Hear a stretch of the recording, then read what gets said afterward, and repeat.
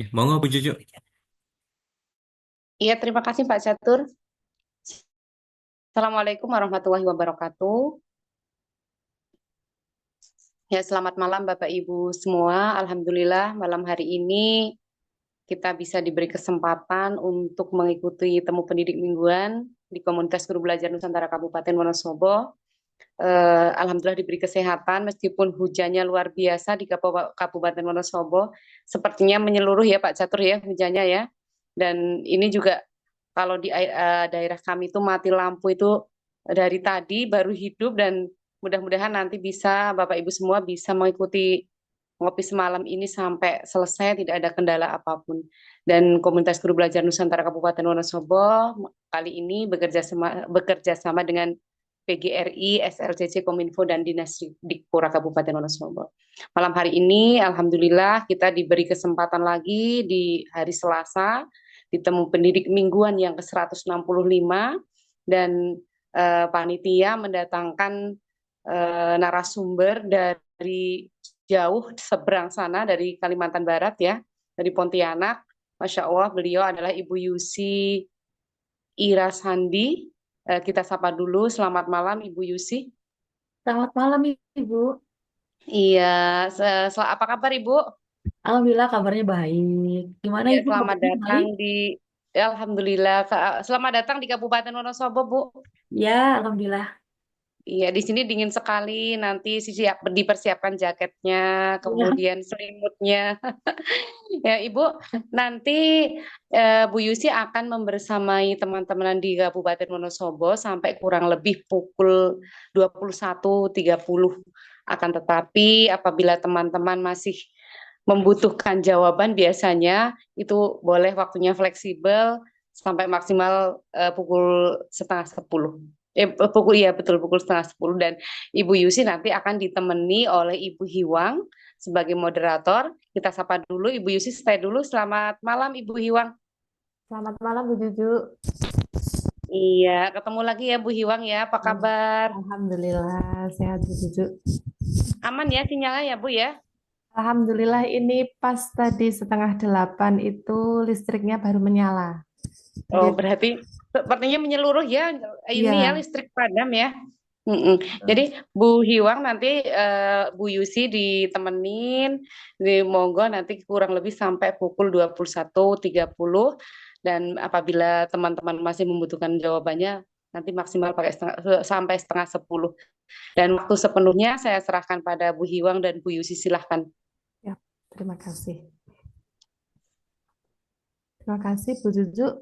Assalamualaikum warahmatullahi wabarakatuh. Waalaikumsalam warahmatullahi wabarakatuh. Yang terhormat Ibu Juju, Ketua KGBN Wonosobo, yang kami hormati Ibu narasumber hebat kita, Ibu Yusi Irasandi dari SD Negeri 17 Pontianak Kota, KGBN Pontianak, Kalimantan Barat. Selamat malam Ibu. Selamat malam Ibu Hiwang. Betul saya nyebutnya Ibu Hiwang ya? Betul Ibu, iya Hiwang. Kemudian yang kami hormati para pengurus panitia KGBN Wonosobo dan semua Bapak Ibu guru, anggota KGBN di seluruh Indonesia. Alhamdulillah, terima kasih sebelumnya kami ucapkan kepada Bapak Ibu semua yang telah setia bergabung pada acara rutin kita Ngopi Semalam pada malam ini untuk yang ke-165 dengan tema pengelolaan kolaborasi guru untuk pembelajaran lebih bermutu. Luar biasa sekali Bapak Ibu guru semua yang telah bergabung malam ini. Setelah kemarin ada yang mendapatkan 4 hari, ada yang 3 hari dengan sibuk berbagai kesibukan liburan bersama keluarga. Alhamdulillah malam ini kembali bisa menata hati dengan penuh semangat untuk belajar bersama di acara ngopi semalam ini. Baik Bapak Ibu guru, perkenalkan saya Hiwang Nur Andika Perdana dari SMP Negeri 2 Garung yang pada malam ini mendapatkan penghargaan sebagai moderator bersama dengan mengantarkan diskusi malam ini dengan Ibu Yusi Irasandi. Dan untuk acara malam ini akan kita awali dengan penyampaian materi oleh narasumber dan dilanjutkan untuk sesi tanya jawab dan penarikan kesimpulan. Nah, Bapak Ibu, seperti yang kita ketahui bahwa untuk menciptakan pembelajaran yang bermakna, guru tentunya tidak bisa melakukan itu sendirian. Pasti harus ada kolaborasi yang dilaksanakan oleh guru dan murid. Tentunya peran tokoh utamanya adalah guru dan murid. Namun semua itu juga membutuhkan kolaborasi dari berbagai pihak, yaitu teman sejawat, ada wali murid, dan lingkungan pembelajaran yang mendukung pelaksanaan pembelajaran. Lalu, bagaimana caranya kita mengelola kolaborasi yang baik agar pembelajaran yang akan kita berikan kepada murid kita itu bermakna dan mengena? Nah, untuk menjawab pertanyaan itu, mari kita langsung saja dengarkan bersama materi yang akan disampaikan oleh narasumber hebat kita, Ibu Yusi Irasandi dari SD Negeri 17 Pontianak Kota, KGBN Pontianak, Kalimantan Barat. Terima kasih Ibu. Mari kita Bapak Ibu semuanya, mari kita kosongkan gelas kita agar materi yang disampaikan oleh Ibu Yusi nanti bisa mengisi ruang gelas kita yang akan kita alirkan lagi untuk lingkungan kita. Kepada Ibu Yusi, waktu sepenuhnya kami silakan.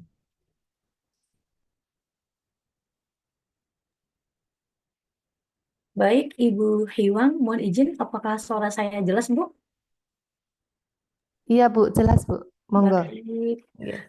Eh, Bismillahirrahmanirrahim. Assalamualaikum warahmatullahi wabarakatuh. Waalaikumsalam warahmatullahi wabarakatuh. Salam sejahtera untuk kita semua, Bapak Guru, Bapak Ibu guru hebat, khususnya Bapak Ibu guru hebat di Wonosobo dan Nusantara malam ini yang hadir.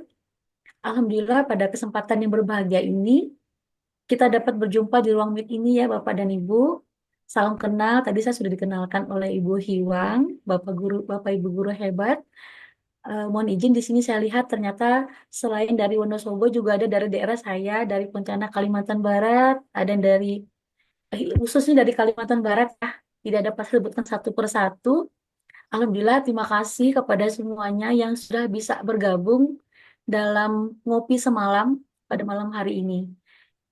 Bapak dan Ibu, tadi saya sudah diperkenalkan bahwa nama saya ini Yusira Sandi, tapi akrabnya seperti yang disapa oleh Mas Catur tadi, biasanya saya sering diakrab itu dipanggil dengan nama Usi. Nah, seperti itu Bapak dan Ibu. Nah, Bapak dan Ibu, saya sangat berterima kasih atas kesempatan yang diberikan untuk berbagi praktik baik mengenai salah satu aspek penting dalam dunia pendidikan, di mana malam ini kita akan bersama-sama berdiskusi terkait pengelolaan kolaborasi guru guna menciptakan pembelajaran yang lebih bermutu. Bapak dan Ibu, pada kesempatan kali ini saya ingin mengajak Bapak dan Ibu untuk bersama-sama berdiskusi terkait pengelolaan kolaborasi guru untuk pembelajaran yang lebih bermutu.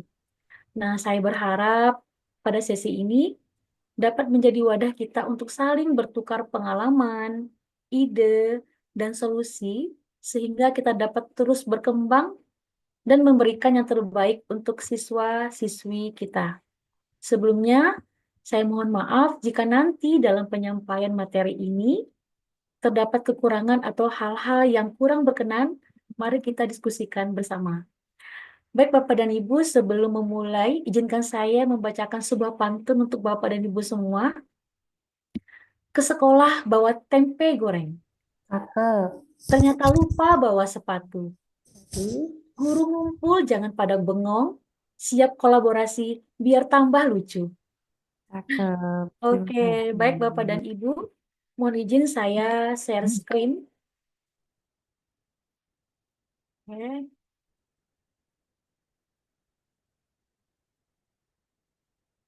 Apakah sudah terlihat? Sudah Bu. Baik.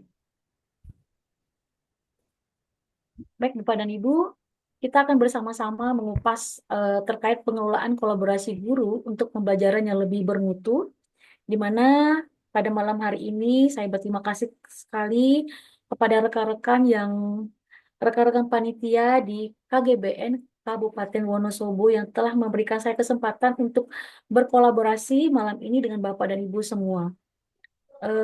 Mohon izin jika nanti tidak bergerak Bapak dan Ibu, tolong sampaikan kepada saya slide-nya. Bu Si, slide-nya itu udah slideshow belum? Izin, ini saya coba slide-show-kan ya, Mas. Oke, oke. Oke, kalau seperti ini gimana? Aman sudah? Aman ya? Iya, udah slideshow. Oke, Dicoba baik. geser-geser. Oke, Nah, baik. udah aman. Baik, Bapak dan Ibu. Eh, Pertama-tama di sini kita akan mengupas dulu apa itu kolaborasi guru. Nah, kolaborasi guru adalah proses kerjasama antara dua orang guru atau lebih dalam merancang, melaksanakan, mengevaluasi, dan mengembangkan pembelajaran secara bersama-sama untuk mencapai tujuan pendidikan yang lebih baik. Melalui kolaborasi, guru dapat saling berbagi ide, pengalaman, dan keahlian guna meningkatkan kualitas proses belajar mengajar serta perkembangan peserta didik. Nah, di sini Bapak dan Ibu, kita akan mengupas apa saja unsur-unsur penting kolaborasi guru. Di mana di sini ada 6 yang saya sampaikan. Yang pertama, tujuan bersama. Yang kedua, komunikatif efektif. Yang ketiga, kepercayaan dan saling menghargai. Dan yang keempat, pembagian peran dan tanggung jawab.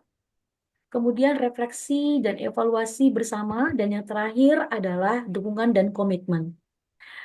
Bapak dan Ibu, mohon izin di sini saya coba menyampaikan maksud dari unsur tujuan bersama di sini adalah adanya kesepakatan dan komitmen terhadap tujuan yang ingin dicapai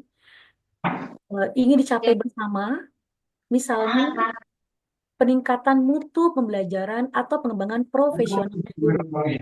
Nah, kemudian untuk unsur yang kedua yaitu komunikasi efektif, di mana untuk komunikasi efektif ini dapat saya sampaikan bahwa terjalin komunikasi yang terbuka, jujur, saling menghargai antar guru untuk berbagi ide, pengalaman, serta memberikan masukan secara konstruktif. Kemudian yang ketiga, kepercayaan dan saling menghargai. Di mana untuk poin unsur yang ketiga ini adalah bagaimana kita bisa membangun rasa saling percaya, menghormati perbedaan pendapat, serta menghargai kontribusi setiap anggota tim. Kemudian yang keempat, pembagian peran dan tanggung jawab. Di sini maksudnya setiap guru memiliki peran dan tanggung jawab yang jelas dalam proses kolaborasi, sehingga semua anggota merasa terlibat dan kontribusi. Kemudian yang kelima, yaitu refleksi dan evaluasi bersama. Di sini maksudnya para bapak dan ibu guru dapat melakukan refleksi dan evaluasi secara rutin untuk menilai proses dan hasil kolaborasi serta memperbaiki langkah-langkah ke depannya. Kemudian yang terakhir, dukungan dan komitmen, di mana dukungan dan komitmen ini merupakan adanya dukungan dari semua pihak yang terlibat, termasuk pimpinan, sekolah, serta komitmen berkelanjutan untuk menjalankan kolaborasi secara konsisten. Nah, kemudian di sini dapat disampaikan, bukan kerja kelompok biasa untuk kolaborasi guru ini, tetapi kolaborasi guru lebih sekedar berkumpul dan bekerja sama secara formalitas. Nah, di sini dapat dikatakan, untuk kolaborasi guru ini melibatkan proses kerjasama yang terstruktur, terarah, dan berorientasi pada tujuan bersama untuk meningkatkan mutu pembelajaran. Nah, izin di sini saya sampaikan beberapa contoh kegiatan guru yang dapat dilakukan untuk melakukan kolaborasi guru. Di antaranya lesson study. Lesson study di sini maksudnya bahwa guru-guru bersama-sama merancang, mengamati, kemudian merefleksikan pelaksanaan pembelajaran di kelas untuk memperbaiki metode mengajar. Kemudian contoh kegiatan guru yang kedua yaitu team teaching. Di mana untuk team teaching ini adanya 2 atau lebih guru mengajar di kelas yang sama secara bergantian. Artinya secara bergantian atau bersama-sama, artinya mereka itu saling melengkapi dalam menyampaikan materi. Kemudian contoh yang ketiga, kita dapat melakukan dengan penyusunan perangkat ajar bersama. Artinya di sini rekan-rekan guru dalam satu kelompok bidang studi dapat membuat rancangan pembelajaran atau bahan ajar atau soal-soal evaluasi secara bersama-sama untuk memastikan keseragaman dan kualitas. Kemudian contoh yang keempat, guru-guru dapat melakukan dengan cara diskusi kelompok kerja guru seperti KKG atau MGMP, di mana untuk KKG atau MGMP di sini artinya guru-guru itu berkumpul secara rutin untuk berdiskusi, berbagi pengalaman, membahas permasalahan pembelajaran, dan mencari solusi bersama. Kemudian contoh yang kelima, guru-guru dapat melakukan observasi kelas antar guru. Artinya di sini antar rekan sejawat saling mengunjungi kelas rekan sejawat ya atau rekan satu tim dalam satu sekolah untuk mengamati proses pembelajaran, kemudian memberikan masukan dan saran konstruktif. Nah, kemudian contoh yang berikutnya yaitu dalam bentuk workshop atau pelatihan internal. Nah, ini maksudnya Bapak dan Ibu guru hebat di sini, guru mengadakan pelatihan atau berbagai pengetahuan tentang metode, media, atau teknologi pembelajaran yang terbaru dan relevan. Nah, yang terakhir, contohnya di sini, guru-guru dapat melakukan dalam bentuk proyek kolaboratif antar mata pelajaran. Artinya di sini, rekan-rekan hebat, guru dari mata pelajaran yang berbeda bekerja sama membuat proyek lintas disiplin yang melibatkan siswa dalam tugas terintegrasi. Nah, mohon izin Bapak dan Ibu, saya lanjutkan. Selanjutnya di sini, mengapa kolaborasi guru itu penting? Nah, di sini saya sampaikan ada 5. Yang pertama, untuk meningkatkan kualitas pembelajaran. Ini berdasarkan riset dari MC Kinsey, di mana beliau mengatakan bahwa riset global menunjukkan bahwa sistem pendidikan terbaik memiliki budaya kolaborasi yang kuat antar guru. Kemudian beliau juga mengatakan bahwa kolaborasi memungkinkan pertukaran ide dan strategi yang berdampak pada pembelajaran lebih efektif. Kemudian yang kedua, pengembangan profesional berkelanjutan, di mana di sini dapat dikatakan bahwa guru belajar dari satu sama lain dalam proses yang alami dan berkesinambungan. Kemudian, kegiatan seperti lesson study, observasi sejawat, dan diskusi komunitas mendukung peningkatan kompetensi guru.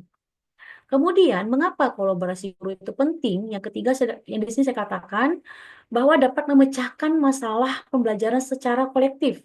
Artinya di sini dapat dikatakan bahwa tantangan dalam pembelajaran seringkali memerlukan sudut pandang dan solusi dari banyak pihak. Kemudian, kolaborasi memungkinkan guru mencari solusi bersama yang lebih inovatif dan aplikatif. Kemudian, yang keempat, dapat menciptakan lingkungan kerja yang positif dan suportif. Mengapa demikian? Bahwa di sini dapat dikatakan bahwa guru merasa didukung secara emosional dan profesional oleh rekan sejawat. Kemudian, lingkungan yang suportif meningkatkan kesejahteraan kerja dan semangat mengajar. Kemudian, untuk yang kelima, kolaborasi tingkat tinggi berbanding lurus dengan prestasi siswa. Di sini dikatakan bahwa sekolah dengan tingkat kolaborasi guru yang tinggi terbukti memiliki hasil belajar siswa yang lebih baik. Kemudian, kolaborasi yang berkualitas mendorong terciptanya pembelajaran yang relevan, konstruktif, dan berdampak. Artinya di sini Bapak dan Ibu guru hebat, bahwa jika kita selalu melakukan kolaborasi antar guru itu sangat penting. Nah, di sini dikatakan ada 5 poin ya Bapak dan Ibu. Izin saya lanjutkan Bapak dan Ibu. Nah, Bapak dan Ibu, untuk kolaborasi guru yang pertama dapat dikatakan di sini, untuk praktik baik yang pertama, yaitu kita dapat melakukan dengan cara komunitas praktisi. Dalam bahasa Inggrisnya community of practice. Nah, komunitas praktisi ini, mohon izin, komunitas praktisi ini merupakan kelompok profesional yang secara rutin berkumpul untuk berbagi pengalaman, pengetahuan, dan praktik terbaik yang berkaitan dengan pekerjaan mereka dalam konteks pendidikan. Nah, di sini singkat dengan COP, merupakan forum bagi para guru untuk saling belajar, bertukar ide, dan mendiskusikan strategi pembelajaran yang efektif. Yang pertama, pembentukan komunitas. Artinya di sini dalam pembentukan komunitas, kelompok guru yang rutin berbagi pengalaman dan pengetahuan. Ini untuk praktik baik yang ke-1 ya, Bapak dan Ibu. Kemudian kegiatan utamanya, artinya di sini kita melakukan diskusi daring, lokakarya, seminar inovatif. Nah, untuk praktik baik yang ke-1 ini atau komunitas praktisi, ada dampak positifnya, di mana komunitas praktisi atau disingkat dengan COP adalah kelompok guru yang secara rutin berkumpul untuk berbagi pengalaman, pengetahuan, dan praktik mengajar terbaik. Menurut Wenger Trainer, pakar dalam pengembangan COP, partisipasi aktif dalam komunitas ini mampu meningkatkan inovasi hingga 20%. Artinya luar biasa ya Bapak dan Ibu. Nah, kemudian Bapak dan Ibu izin saya melanjutkan praktik baik yang kedua yang dapat dilakukan oleh Bapak dan Ibu guru untuk berkolaborasi, yaitu dengan menggunakan lesson study. Di mana lesson study di sini Bapak dan Ibu adalah suatu pendekatan kolaboratif dalam pengembangan pembelajaran yang dilakukan oleh sekelompok guru secara sistematis dan berkesinambungan. Tujuan utamanya untuk lesson study ini, Bapak dan Ibu mohon izin, adalah meningkatkan kualitas proses dan hasil belajar siswa melalui refleksi bersama terhadap praktik pembelajaran nyata di kelas. Nah, untuk kegiatan praktik baik kedua, khususnya untuk lesson study ini, Bapak dan Ibu, yang pertama dapat kita lakukan adalah perencanaan, di mana perencanaan ini adalah untuk merancang pembelajaran berdasarkan kebutuhan siswa. Kemudian yang kedua, pelaksanaan menguji rencana di kelas secara kolaboratif. Kemudian yang ketiga, yaitu kita dapat melakukan dengan cara observasi.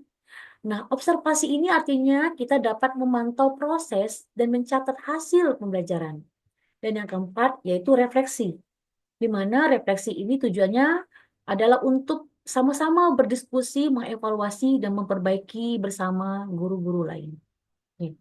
Baik, Bapak dan Ibu, izinkan saya pindah ke slide berikutnya. Jika saya terlalu cepat, tolong disampaikan ya, Bu Hewang, izin. Iya, Bu, monggo, Bu.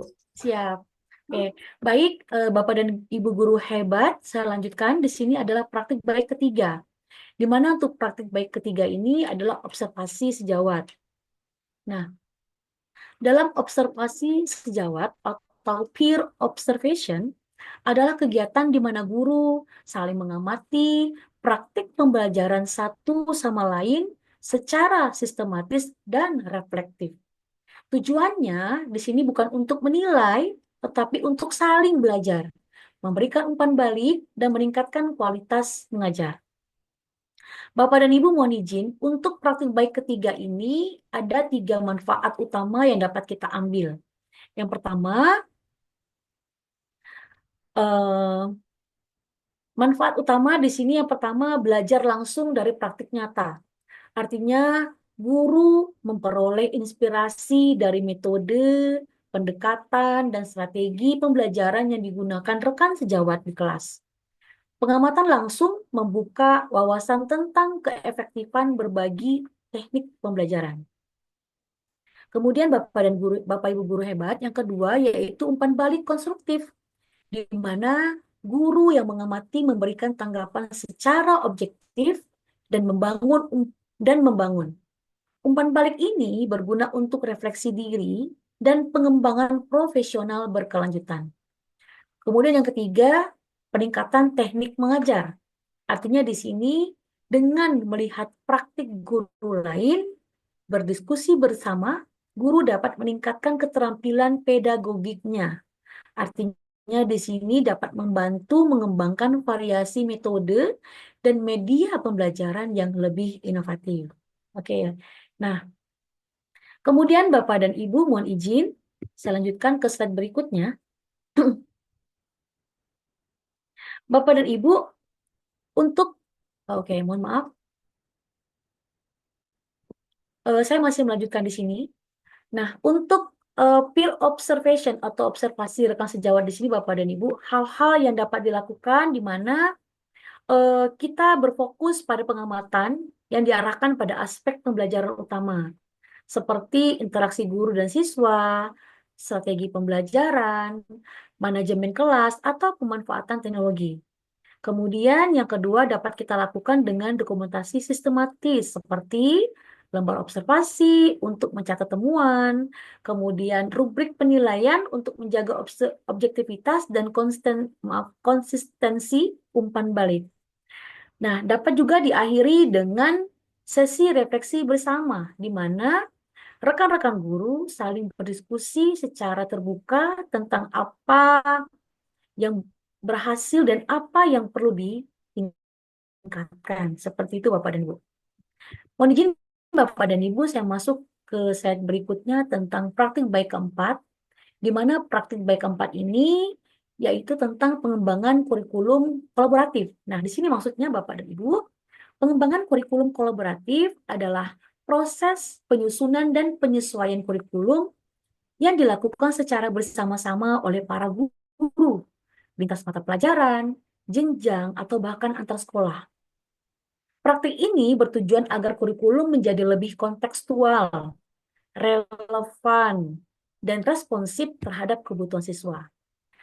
Izin Bapak dan Ibu guru hebat, di sini ada 3 praktik baik untuk pengembangan kurikulum kolaboratif.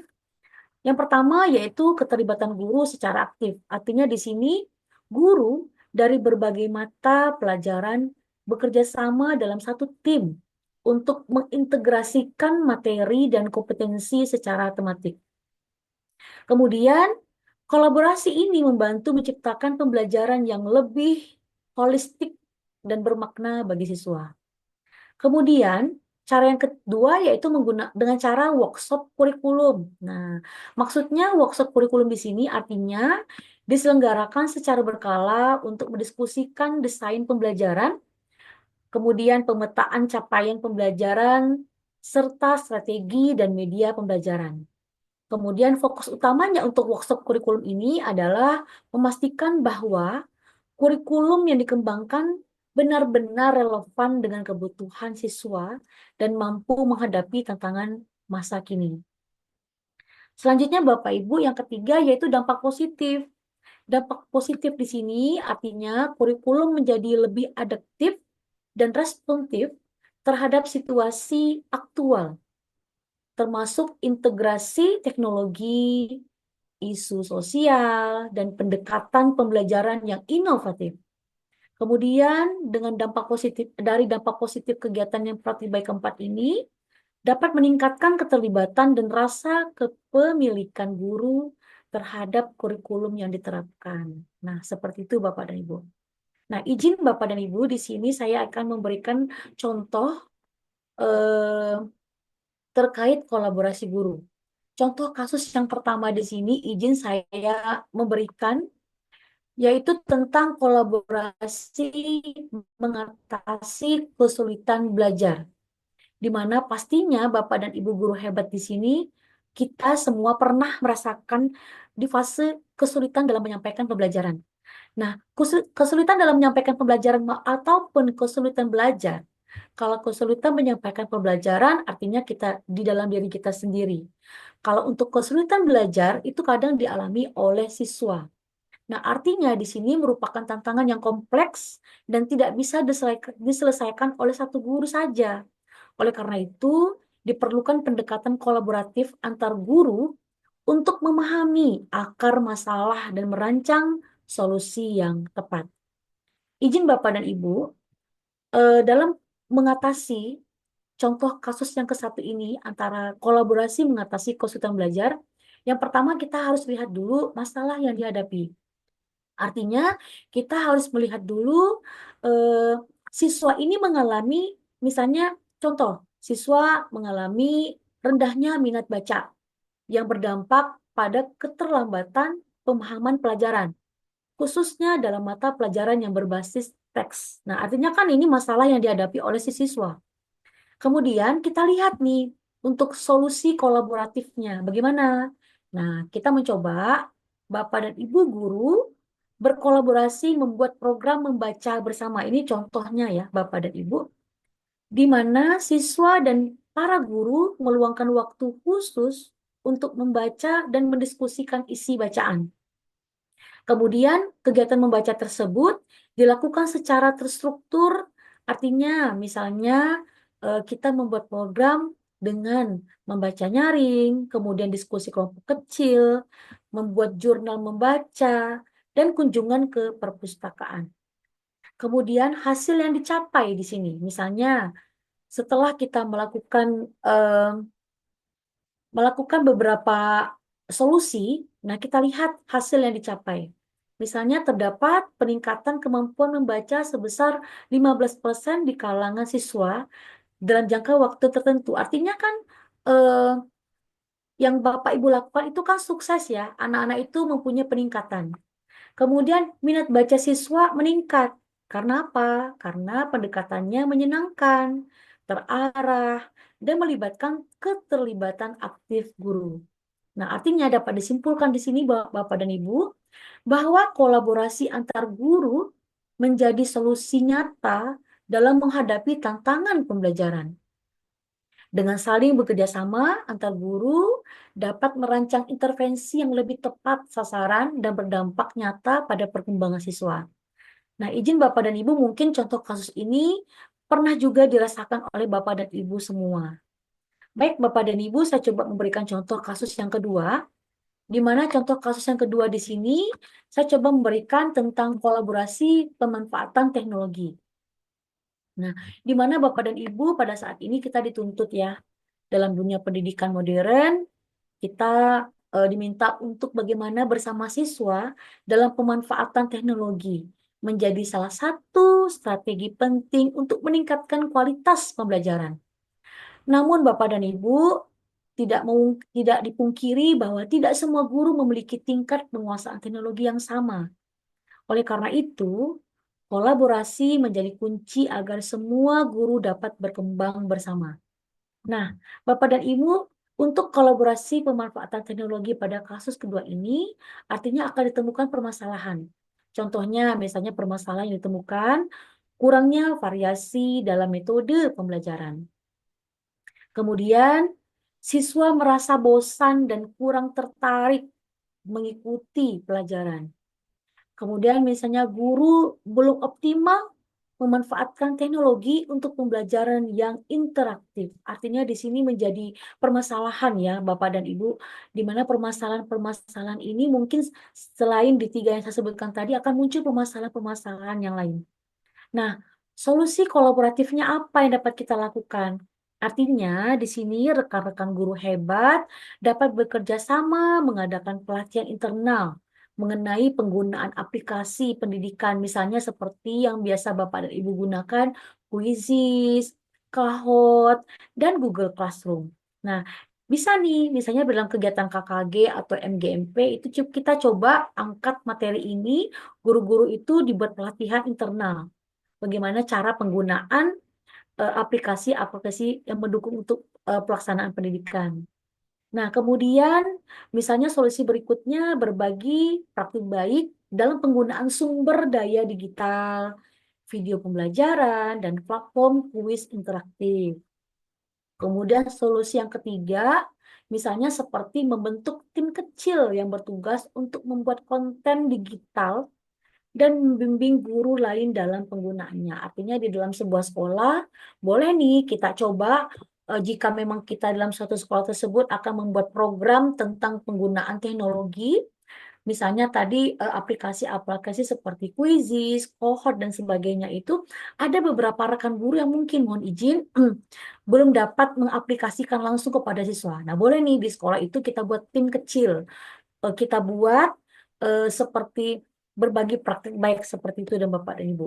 Nah, di sini terdapat dampak positifnya, di mana untuk dampak positif untuk yang sudah kita lakukan, mungkin dapat ditemukan bahwa pembelajaran menjadi lebih menarik dan interaktif, sehingga meningkatkan partisipasi siswa.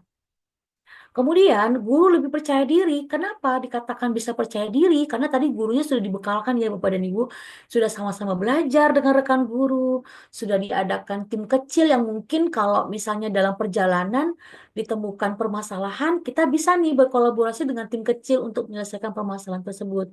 Nah, dengan percaya diri tadi, artinya guru merasa dirinya kompeten ya dalam menggunakan teknologi pembelajaran di depan siswa. Kemudian berdasarkan hasil riset internal sekolah, nilai siswa meningkat secara signifikan setelah penerapan teknologi interaktif dalam pembelajaran. Nah, di sini dapat saya simpulkan kalau seandainya contoh kasus ini terjadi di sekolah Bapak dan Ibu, artinya kolaborasi dalam pemanfaatan teknologi bukan hanya meningkatkan kapasitas guru, tetapi juga menciptakan suasana belajar yang lebih modern dan menyenangkan bagi siswa. Hal ini mendorong tercapainya hasil belajar yang lebih baik dan pembelajaran yang lebih adaptif terhadap perkembangan zaman. Nah, baik Bapak dan Ibu, di sini saya coba memberikan kesimpulan dari yang saya sampaikan barusan, bahwa mari Bapak dan Ibu kita berkolaborasi untuk pendidikan lebih baik. Artinya dengan rekan sejawat, misalnya dengan satu level atau dalam satu sekolah kita sama-sama berkolaborasi. Artinya di sini kolaborasi guru antar guru merupakan kunci penting dalam menciptakan pembelajaran yang bermutu dan berdampak positif bagi perkembangan siswa. Melalui praktik kolaboratif seperti lesson study, observasi sejawat, komunitas praktisi, dan pengembangan kurikulum bersama, guru dapat saling belajar, saling mendukung, serta mengatasi tantangan pembelajaran secara kolektif. Dan artinya di sini, Bapak Ibu guru hebat, kolaborasi guru juga terbukti meningkatkan inovasi, keterlibatan profesional, serta menciptakan lingkungan kerja yang lebih suportif. Contoh nyata kolaborasi dalam mengatasi kesulitan belajar dan pemanfaatan teknologi menunjukkan bahwa kerjasama yang terstruktur dapat menghasilkan peningkatan signifikan dalam proses dan hasil belajar siswa. Oleh karena itu, mari Bapak dan Ibu kita sama-sama membangun budaya kolaboratif di sekolah. Bukan lagi pilihan ya Bapak dan Ibu, ini mari kita sama-sama lakukan, melainkan kebutuhan utama untuk mewujudkan pendidikan yang lebih baik, relevan, dan berkelanjutan. Seperti arahan yang sudah kita dapatkan bahwa kita harus memprogramkan di sekolah kita itu hari belajar guru. Nah, artinya di setiap sekolah itu sudah memprogramkan hari belajar guru dan ini merupakan kesempatan kita untuk berkolaborasi dengan rekan sejawat kita. Baik Bapak dan Ibu, mungkin ini yang dapat saya sampaikan. Mohon izin, saya stop share. Baik, terima kasih. Saya kembalikan kepada Ibu Hewang. Baik, terima kasih sekali Bu Usi atas materi yang disampaikan, luar biasa sekali ya. Betapa pentingnya kolaborasi antar guru dalam satu sekolah itu bisa meningkatkan banyak hal, bisa mengatasi masalah-masalah yang terjadi, terutama untuk masalah yang dialami oleh para siswa. Tentunya juga para guru juga mungkin mengalami masalah-masalah yang tadi ada yang disampaikan oleh Bu Usi. Nah, Bapak Ibu mungkin kita nanti bisa mengadopsi apa yang sudah disampaikan praktik baik dari Bu Usi ya, untuk beberapa contoh kasus yang sudah disampaikan tadi, antara lain kasus kesulitan belajar dan pemanfaatan teknologi yang tentunya ini pasti hampir semua kita mengalami seperti itu. Nah, terima kasih. Nanti semoga ilmu yang didapatkan pada malam hari ini bisa kita terapkan di sekolah kita. Kemudian Bapak Ibu yang kami hormati, pada sesi yang kedua tadi disampaikan untuk sesi acara kita malam hari ini yang pertama adalah penyampaian materi sudah dilaksanakan oleh Ibu Usi. Kemudian yang kedua adalah diskusi atau tanya jawab dari Bapak Ibu semua. Monggo Bapak Ibu, apa yang ada yang akan ditanyakan, barangkali ada yang ingin disampaikan.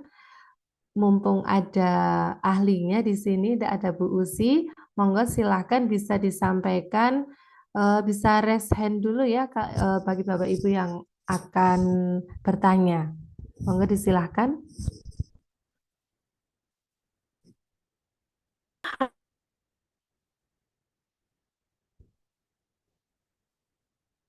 Ada yang sudah raise hand? Oh, ya. Baik, yang pertama dari Ibu guru saya ini Bu, dari Bu Sri Indah Setiarini, ini Bu guru saya yang luar biasa. Monggo Bu Rini, selamat malam Bu Rini. Selamat malam. Nggih. Assalamualaikum Bu Usi dan Mbak Hiwang. Waalaikumsalam Bu. Terima kasih atas waktu yang diberikan. Mbak Hiwang ini termasuk murid terbaiknya saya di SMA 1 Wonosobo. Terima Jadi kasih. saya bangga sekali di sini banyak murid-murid saya. Jadi saya istilahnya itu sudah nenek-nenek nggih, Bu Usi. Baik, suara saya terdengar nggih Mbak Hiwang nggih? Nggih Bu, terdengar Bu. Ya, mohon maaf saya tutup karena sedang menjadi emak-emak di sini. Ya, menarik sekali apa yang disampaikan Bu Usi. Terima kasih kepada KGBN yang selalu memberikan intuisi, vitamin yang lengkap, komplit ya untuk kita semua belajar. Kadang memang kolaborasi itu untuk sebagian orang yang mungkin tidak di sini itu menjadi hal yang mungkin tidak penting begitu, tapi bagi saya sangat penting.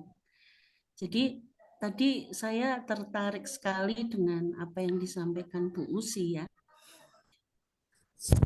Apa ya namanya, bahwa kita mau mendidik anak kita, terutama di sekolah, itu akhirnya menjadi seseorang yang berprestasi, itu memang hasil kolaborasi, memang betul, sangat betul sekali. Karena kalau hanya sendiri, itu menurut saya sangat mustahil. Nah, jadi kolaborasi ini menjadi sangat penting bagi kita kalau kita pola pikirnya itu maju. Tetapi yang terjadi adalah tidak semua Bapak Ibu guru menyadari itu. Jadi bagaimana sadar itu ada pada diri kita. Nah, saya menjumpainya seperti ini Bu Usi, mohon maaf ya. Ada sebuah keterbatasan waktu yang kadang kita mau ketemu susah begitu. Terutama misalnya di MGMP. Dan hari belajar guru tadi yang disampaikan itu di MGMP sudah diberi. Misal kalau saya mapel ekonomi itu hari Kamis, tetapi menuju Kamis yang tanggal berapa itu waktu yang sangat sulit. Nah ini nanti menjadi pertanyaan saya itu apa ya namanya, itu mungkin bagi sebagian orang gampang mencari waktu. Ternyata tidak. Satu itu nggih Bu Usi, mohon maaf. Yang kedua itu pola pikirnya itu kan beda ya. Bahwa kita itu membuat sebuah keputusan kan harus bareng, begitu ya. Tujuannya sama, tetapi kan nanti cara pengelolaannya gitu berbeda. Akhirnya yang timbul kan karena berbeda tadi adanya kolaborasi yang sangat masih kurang. Jadi ketemuan di MGMP itu ada tujuan tertentu. Mohon maaf, sertifikat. Ada sertifikatnya enggak, Bu? Jadi bukan sebuah ilmu begitu. Nah, itu menyadarkan, bukan berarti saya sok gaya-gayaan karena saya orang yang selalu ingin belajar karena merasa masih kurang begitu. Buktinya kan saya gurunya Mbak Hiwang. Berarti sampai sekarang saya ingin belajar, Bu. Apalagi mendengar tadi Ibu kan luar biasa sekali begitu. Jadi ada sertifikatnya enggak, Bu? Nah, atau malah justru ributnya itu ya masalah sertifikat. Setelah selesai mana belum dibuatkan. Jadi bukan ilmunya. Akhirnya kurangnya keterampilan kolaborasi ini eh, akhirnya menjadi kayak kurang trust, komunikasinya kurang dan sebagainya itu. Kemudian fokusnya itu juga beda. Mereka kayak, mohon maaf ya, terus mana RPP DL-nya, Deep Learning, mana modul ajar yang dulu kurikulum Merdeka, misal kayak gitu.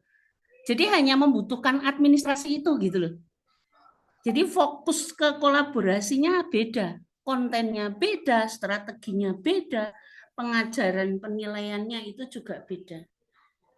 Ya ini mohon maaf saya pertanyaannya agak banyak karena saya suka kolaborasi sih. Buktinya saya bisa berumah tangga itu juga karena kolaborasi dengan suami, dengan istri kita kan itu hasil kolaborasi juga kan, Bu. Nah, kemudian yang berikutnya itu adalah ini, ekosistem. Ekosistem masing-masing sekolah berbeda-beda. Akhirnya dampak yang ditularkan itu berbeda. Kadang ada yang menyampaikan gini, emang berbagi praktek baik itu beneran berbagi praktek baik? Saya jawabannya cuma satu. Alhamdulillah ada berbagi praktek baik daripada berbagi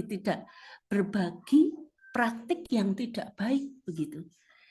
Jadi akhirnya kita kan komunitas yang memang betul-betul ingin belajar itu memang sedikit.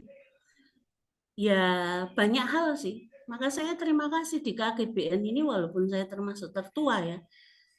Itu saya selalu mengikuti gitu loh. Karena KGBN ini mau kurikulumnya apapun tetap bisa dijalankan begitu. Jadi komunitas yang resmi seperti ini ya harus kita hidupkan begitu ya. Jadi itu saja. Saya sampai lupa pertanyaan saya ada berapa begitu. Mohon maaf sekali ya Mbak Hiwang ya. Tadi saya terlalu ini sih, terlalu sambil bayangin Mbak Hiwang dulu SMA kayak gimana. Suaranya terlalu merdu jadi saya wah Mbak Hiwang nih. Terima kasih sekali. Jadi karena KGBN ini mempertemukan saya dengan beberapa murid hebat-hebat saya. Begitu Bu Usi yang cantiknya seperti Usi Sulistiawati. Terima kasih Mbak Iwang, Bu Usi, mohon maaf ya kalau terlalu banyak. Assalamualaikum warahmatullahi wabarakatuh. Waalaikumsalam warahmatullahi wabarakatuh. Terima kasih Ibu yang hebat luar biasa. Pokoknya ini Ibu Rini itu panutan lah. Tadi disampaikan panjang lebar nggih Bu Usi nggih tentang unek-unek yang dialami oleh Ibu Rini dan mungkin beberapa dari Bapak Ibu yang lain juga mengalami hal demikian. Nah, itu diwakili oleh Ibu Rini. Yang pertama terkait dengan keterbatasan waktu dan yang kedua adalah pola pikir atau mindset beberapa orang ketika ada momen untuk kolaborasi tapi ternyata orientasinya berbeda begitu. Monggo Ibu untuk diberikan tanggapan dan pencerahan. Baik, Ibu Hiwang, terima kasih. Mohon izin tadi dengan Ibu siapa tadi Mbak Hiwang? Izin Mbak suaranya Mbak. Ibu Rini, Bu Oh, Usi. belum saya. Ya, Ibu Rini, Bu. Ibu Rini, mohon Ya. izin Ibu Rini, salam kenal. Ibu Rini, saya Usi dari Pontianak. Sebenarnya saya pengen lihat Ibu ya, tapi karena tadi dibilang emak-emak tadi ya, jadi nggak bisa on cam. Baik Ibu Rini, mohon maaf. Terima kasih atas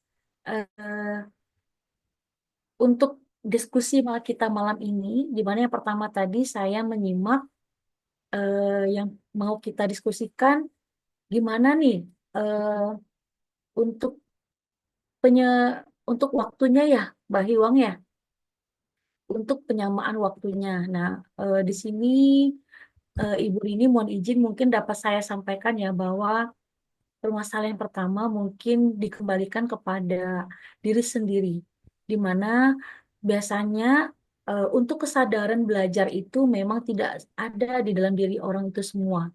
Nah, kalau dalam kegiatan KKG pun betul ya ini seperti yang disampaikan oleh Ibu Rini tadi. Tidak semua teman-teman kita itu datang benar-benar niat untuk belajar.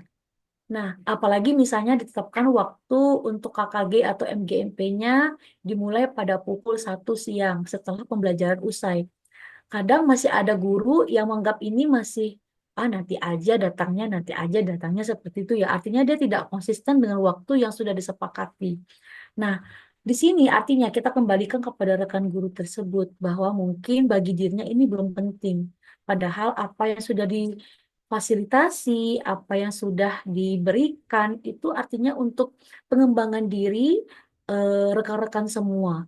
Nah, mungkin untuk solusi yang pertama, seandainya mungkin kalau dalam pertemuan luring itu eh, membutuhkan waktu untuk rekan-rekan, mungkin dapat dilakukan polanya itu dengan cara membuat membuat WA group, kemudian atau kita bisa gunakan dengan Google Meet. Nah, artinya tidak mesti kalau KKG atau MGMP itu dilakukan dengan cara luring. Sekali-sekali mungkin boleh ya dilakukan dengan cara eh, daring seperti itu, Bu Rini. Nah, artinya di sini kita juga dalam pelaksanaan KKG atau MGMP, artinya kita juga harus memberikan kesempatan kepada rekan-rekan, kira-kira eh, apa nih yang teman-teman butuhkan, sehingga mereka menjadi termotivasi untuk hadir dalam kegiatan KKG.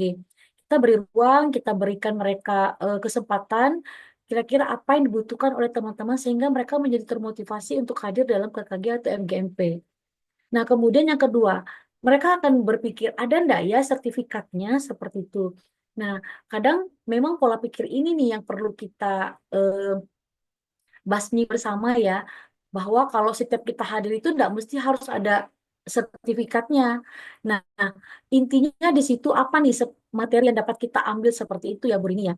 Nah, untuk bagaimana cara supaya teman-teman ini tertarik, selalu ingin belajar dan haus belajar, mungkin tadi yang pertama kalau solusi dari saya, kita coba memberikan ruang kepada teman-teman sekiranya apa yang dibutuhkan teman-teman terkait pembelajaran atau eh, sesuatu yang ingin mereka tahu, agar mereka itu puas atau mereka lebih paham, oh seperti ini ya yang mereka dapatkan seperti itu. Nah, artinya ini dikembalikan kepada pihak rekan-rekan panitia. Kemudian untuk mengubah pola mindset supaya tidak selalu mengharapkan sertifikat, artinya di sini kita coba membuat pola untuk kegiatan tersebut agar tidak monoton, sekali-sekali lokasinya kita ubah atau mungkin polanya bisa kita ganti dengan eh, diskusi di dalam WA group atau Google Meet seperti itu ya, Bu Rini. Mungkin itu dari saya. Kemudian tadi yang ketiga, izin Bu Mbak Hiwang tadi apa ya? Ada tiga kalau tidak saya tadi Ibu tuh. Yang pertama tadi waktu ya, penyamaan waktu. Yang kedua itu pola pikir agar tidak selalu mengharapkan sertifikat. Tadi yang ketiga itu ada Bu Rini menyampaikan apa tadi yang ketiga lupa saya ya. Tadi Mbak Iwa ingat nggak ya? tadi Itu disampaikan hambatan komunikasi. Izin Ibu. Hambatan berkomunikasi karena selama ini kan kita juga sudah ada WA group ya, Ya, sudah ada WA group dan sih selama ini baik-baik aja, cuma gimana ya, rasanya kayak kalau berjalan sendiri kan sulit ya, betul Ibu Rini, jadi betul. harus banyak ini loh, komunikasi yang efektif itu kan ada irama, ada Ya, ikatan betul. batin gitu. Cuma hambatan komunikasi itu akhirnya fokusnya itu beda gitu loh. Ya, Apa kayaknya seolah-olah kayak saya sendiri yang ambisius gitu loh. Ambisius ingin ilmu yang banyak begitu. Sementara kita sudah melakukan yang namanya daring, luring kayak gitu. Cuma memang ya nggak boleh sih ya yang sepemahaman yang ini nih jangan sampai hanya fokus konten, jangan hanya ya, pada saat kita pertemuan itu mau hanya copy paste perangkat gitu loh. Mas betul saya Ibu itu Rini. gimana ya membuka wawasan yang seperti Bu Usi dan teman-teman di sini gitu loh.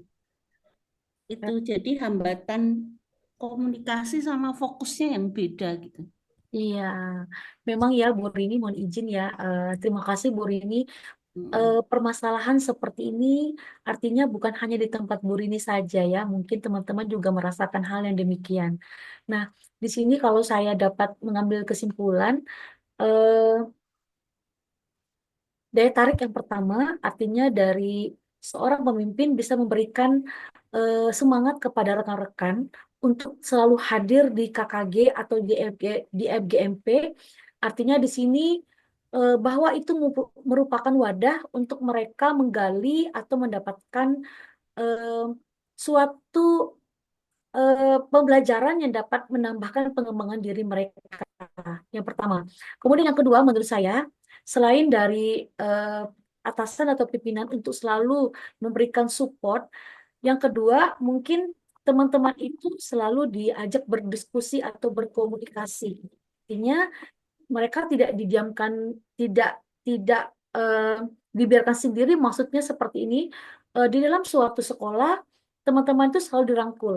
Nah, dalam perangkulan ini teman-teman juga diajak nih bahwa di sini ada suatu wadah yang bisa membuat kita atau membuka pikiran kita, bagaimana kita bisa belajar bersama-sama.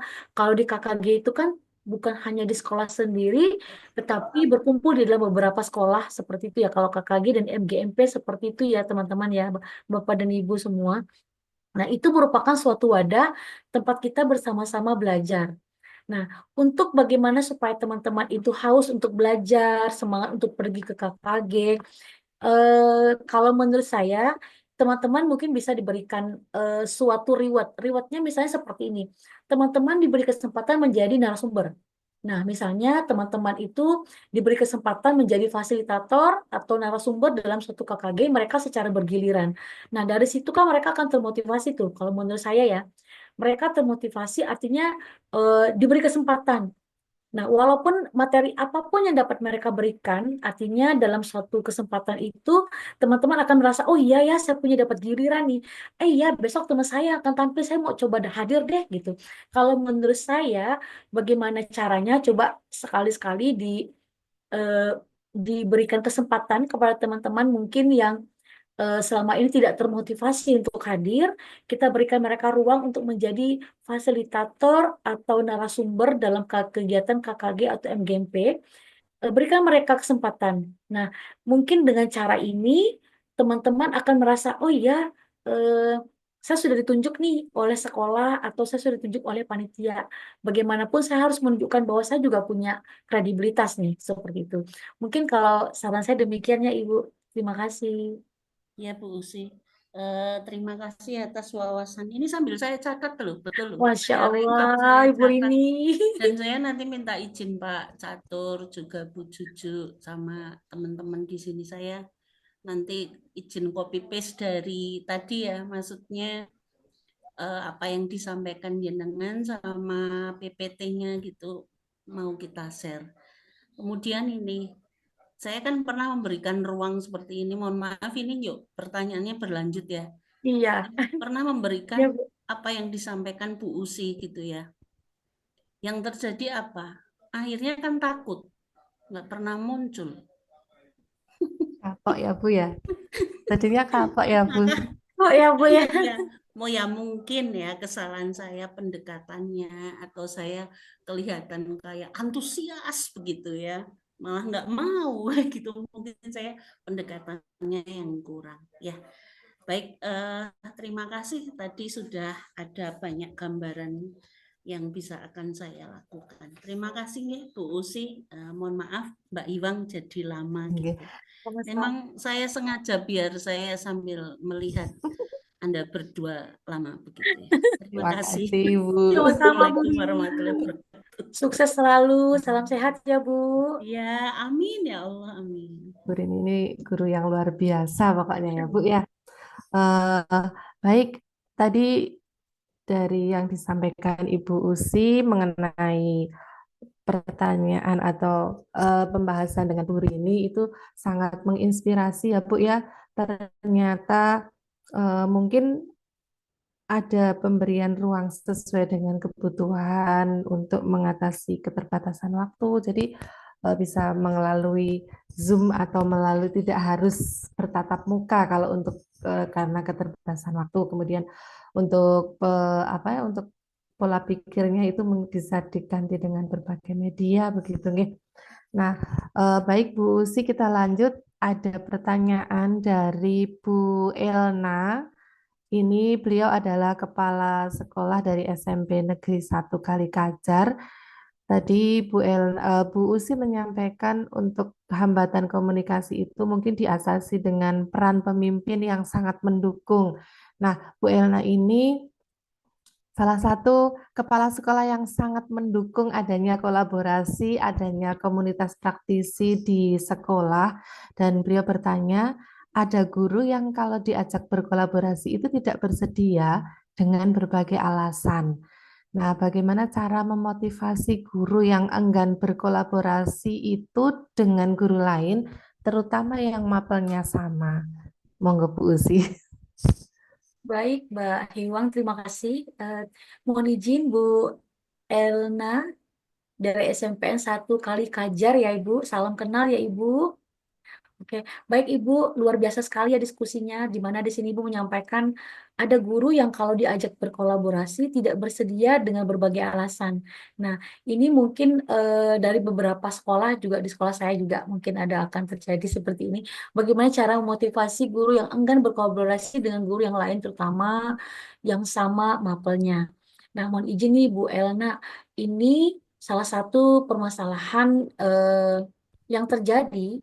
Biasanya rekan-rekan guru ini merasa saya bisa, saya mampu, saya udah bisa, saya sudah hebat. Tapi ternyata setelah kita mengajak beliau berkolaborasi, salah satunya beliau tidak mau berbagi. Itu salah satunya. Karena tadi apa? Mohon izin tadi karena mungkin merasa sudah bisa, merasa sudah pandai dan merasa wah saya sudah tahu loh caranya triknya seperti ini. Tetapi setelah maaf eh, teman-teman ingin ajak berkolaborasi, beliau tidak mau. Nah, kalau menurut saya teman-teman atau rekan sejawat seperti ini, artinya di sini kita coba berikan beliau itu kesempatan. Nah, kesempatannya seperti ini. Coba deh kalau misalnya teman punya cara atau metode yang baru, boleh bagi dengan kami. Kasih dia ruang. Kasih dia ruang di kesempatan di hari belajar guru tersebut. Kalaupun masih memang tidak mau, nah artinya kita coba, boleh enggak ya saya izin masuk ke kelas Mbak atau Ibu atau Bapak. Saya pengen tahu nih metode apa yang digunakan sehingga siswanya luar biasa loh. Kita anggap apa yang sudah eh, beliau lakukan itu luar biasa bagi kita. Nah, di sini kan kalau kita lihat, kalau untuk memotivasi guru itu kan memang sangat luar biasa ya, karena karakter guru itu berwarna, berbeda. Nah, di sini kita punya tantangan yang luar biasa. Apalagi di kasusnya Bu Elna ini, kalau saya lihat itu memang gurunya yang enggan berkolaborasi. Nah, kita tidak tahu enggannya kenapa. Apa karena saya tadi positifnya karena beliau sudah punya mendapatkan metode yang baru, sudah punya strategi yang baru, sehingga merasa, oh saya bisa loh, saya pandai loh. Atau mungkin kebalikannya, dia merasa minder, dia merasa malu atau merasa ketakutan, atau mungkin merasa saya takut lah kalau misalnya berkolaborasi dengan teman, saya tidak punya apa-apa. Nah, artinya mungkin salah satunya seperti ini. Ini pernah saya lakukan, izin Bu Elna, kita berbagi ya. pernah ini saya lakukan dengan rekan sejawat saya. Saya melakukan pendekatan dengan guru tersebut, kemudian saya coba membuka hati, bertanya kepada guru tersebut, sekiranya apa nih yang membuat beliau susah untuk berkolaborasi dengan rekan sejawat. Dan artinya beliau itu memberikan pernyataan dengan alasan yang demikian. Nah, yang pertama yang saya lakukan itu saya coba berkolaborasi berdua dengan dia. Kemudian pelan-pelan pertemuan berikutnya saya ajak salah satu teman. Nah, artinya di sini saya coba nih memberikan kesempatan teman yang saya ajak dengan yang saya ajak diskusi ini untuk berani atau percaya diri untuk berkolaborasi dengan teman yang saya ajak. Satu dulu. Kemudian saya coba ajak lagi berikutnya. Dan yang ketiga, saya coba berikan ruang beliau untuk berbicara di depan. Seperti komunitas belajar saat itu ya. Nah, dari situ saya sudah dapat melihat bahwa satu sifatnya teman ini bahwa dia tidak punya percaya diri. Artinya kepercayaan dirinya itu dia belum dapat berikan kepada rekan saya, walaupun kadang itu sama-sama di ruang kita di sekolah itu bersama-sama bercanda. Tadi pada saat untuk berkolaborasi itu beliau merasakan tidak percaya diri tadi. Nah, satu trik yang saya lakukan, saya coba melakukan pendekatan tapi berdua dulu. Berdua, saya coba gali, saya coba buka pikirannya, saya coba tanyakan apa tantangan dan kendala sehingga beliau tidak mau berkolaborasi dengan rekan sejawatnya, akhirnya terbuka. Terbuka, kemudian saya coba merasakan kalau memang saya tidak, pada saat itu saya tidak bisa, kemudian saya coba nih ajar rekan sejawatnya satunya lagi. Nah, dari situ saya ajak satu lagi, akhirnya berkembang. Dari situ saya coba membangkitkan percaya diri teman saya tadi bahwa sebenarnya dia juga punya kemampuan seperti itu. Kalau menurut saya seperti itu, Bu Elna. Jadi artinya yang pertama untuk memotivasi yang pertama itu dari kitanya dulu sebagai pemimpin mengajak beliau agar beliau itu mau terbuka dulu nih apa nih kendalanya. Nah, dari cara itu alhamdulillah sekarang rekan sejawat saya itu sudah mulai percaya diri dan mau berkolaborasi dengan rekan sejawat semapel. Kalau kami se-SD itu satu level seperti itu. Terima kasih, Bu. Baik, terima kasih Bu Usi atas tadi penjelasannya ya. Berarti intinya adalah pada komunikasi dengan guru tersebut, nggih, Bu. Bagaimana caranya kita untuk bisa mendekati, mencari kenapa sih kok eh, beliau enggan untuk berkolaborasi. Nah, di sini ada pertanyaan lagi, Ibu. Kita lanjutkan untuk pertanyaan lagi dari Bu Sisil. Di sini Bu Sisil menanyakan, di sekolah yang jumlah gurunya terbatas, bagaimana trik untuk berkolaborasi karena masing-masing sedang mengajar di kelas. Untuk observasi rekan sejawat saja masih kesulitan untuk mengatur waktu, gitu Bu. Monggo Bu Usi. Baik, terima kasih Bu Sisilia dari STN 8 Wonosobo. Salam kenal ya Bu dari saya. Luar biasa pertanyaan yang Ibu sampaikan di sini. Bagaimana trik bisa berkolaborasi karena masing-masing sedang mengajar di kelas ya tadi ya. Nah, mohon izin Ibu, dari keterbatasan waktu mungkin kita bisa mengatur atau membuat jadwal dalam satu sekolah tersebut. Seandainya begini, kalau dalam satu sekolah tersebut eh, waktu pembelajaran yang dilaksanakan masuk pukul 7, pulang pukul 12. Nah, kita bisa laksanakan untuk pengaturan jadwalnya ini di setelah anak-anak pulang. Nah, itu untuk apa melakukan kolaborasi dengan rekan sejawat. Nah, kemudian untuk pengaturan waktu dalam observasi rekan sejawat bisa diatur misalnya pada saat jam pelajaran agama atau jam pelajaran olahraga, artinya rekan sejawat tersebut bisa nih berkunjung ke kelas yang rekan sejawat selanjutnya. Nah, itu kita buat jadwal, Ibu Sisilia. Nah, artinya pada saat jam pelajaran yang bukan beliau masuk di kelasnya, pada saat misalnya pelajaran agama atau PJOK, itu kita atur jadwal. Nah, bisa berkunjung di kelas atau melakukan observasi di rekan rekan sejawatnya. Nah, kalau menurut saya bisa seperti itu. Nah, kalau yang pertama tadi untuk menyesuaikan waktunya, setelah anak-anak atau siswa pulang, kita buat sesi 1 jam dalam 1 minggu mungkin 1 kali, atau mungkin kalau bisa setiap hari itu lebih baik lagi. Kemudian nanti diatur nih jadwalnya oleh kepala sekolah, dibantu oleh Waka, kurikulum dan kesiswaan, diatur jadwal kita saling berkunjung di kelas teman rekan sejawat. Nah, mungkin itu dari saya. Terima kasih. Baik, terima kasih Bu Uci. Jadi menyediakan ruang waktu, nggih Bu, menyediakan waktu di mana ketika anak-anak sudah pulang masih ada jeda waktu untuk Bapak Ibu guru berdiskusi. Untuk di tingkat SD mungkin itu bisa dimanfaatkan, mudah ya mengatur waktunya karena jam 1 itu anak-anak kan sudah dipulangkan, nggih, sudah pulang, sudah selesai untuk pembelajaran. Tapi untuk di SMP ataupun di SMA mungkin kalau karena saya di SMP itu anak-anak pulangnya sudah jam 2. Nggih, jam 2. Jadi kita untuk apa namanya? Waktu Bapak Ibu guru di sekolah itu kan jam 2.15 ya, Ya. nggih, hanya 15 menit waktu yang tersisa itu kadang-kadang memang sangat minimal sekali untuk Iya, waktunya, Bu. betul betul Iya, betul. Ya, nggih. mohon izin Bu Hiwang ya. Ya betul. Tadi yang saya sampaikan itu mungkin untuk jenjang SD di mana siswanya itu kalau pukul 12 atau pukul 1 sudah pulang.